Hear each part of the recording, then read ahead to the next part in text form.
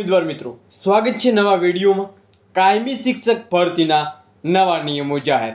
લાંબા સમય પછી નિયમો છે જાહેર કરવામાં આવે છે। નવા ફેરફાર પણ જોવા મળી રહ્યા છે।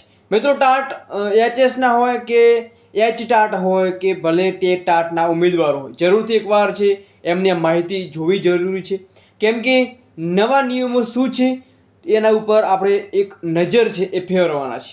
અંત સુધી માહિતી જરૂરથી નિહાળજો અને ચેનલ પર નવા આવેલા છો ચેનલને સબસ્ક્રાઇબ કરવાનું ભૂલવા નથી।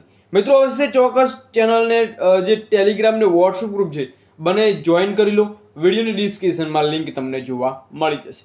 મહત્વની અપડેટ શું છે વિગતવાર આપણે માહિતી આપવાનો છું। અંત સુધી નિયમો જાહેર જે આવ્યા છે એ જરૂરથી નિહાળજો। હવે મિત્રો, પહેલા નિયમની વાત કરીએ તો તે તમને સ્ક્રીન ઉપર જોવા મળી જાય છે।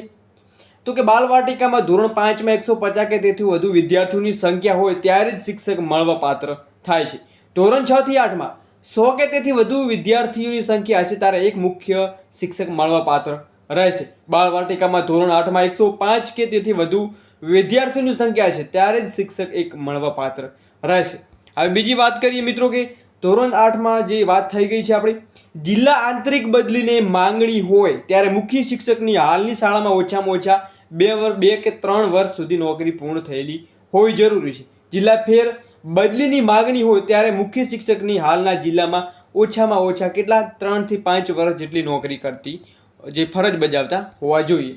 બીજી વાત કરીએ તો કે તમે જોઈ રહ્યા છો કે જે આપણે માહિતી જોવા દેખી છે, જિલ્લા ફેર માગણી ત્યારે શિક્ષકની હાલના જિલ્લામાં ઓછામાં ઓછી 5 વર્ષની નોકરી પૂર્ણ થયેલી હોવી અને 50% જગ્યાએ અગ્રિમતાથી 50% શ્રેયતાથી ભરવાની રહેશે, જે તમે સ્ક્રીન ઉપર જોવા તમને મળી રહેશે।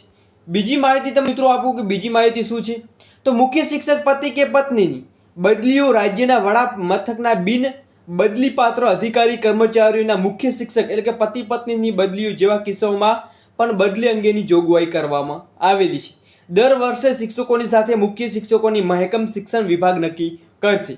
જે તે શાળામાં મહેકમ જણાવવાનું ન હોય તો તેઓની પ્રથમ પગાર કેન્દ્રની મંજૂર મહેકમવાળી શાળાઓમાં ખાલી જગ્યા પર, તે પછી તાલુકામાં મંજૂર મહેકમવાળી શાળાઓમાં ખાલી જગ્યા પર અને તે પછી જિલ્લાની મંજૂર મહેકમવાળી શાળામાં ખાલી જગ્યા પર જે સમાવેશ કરવામાં આવશે।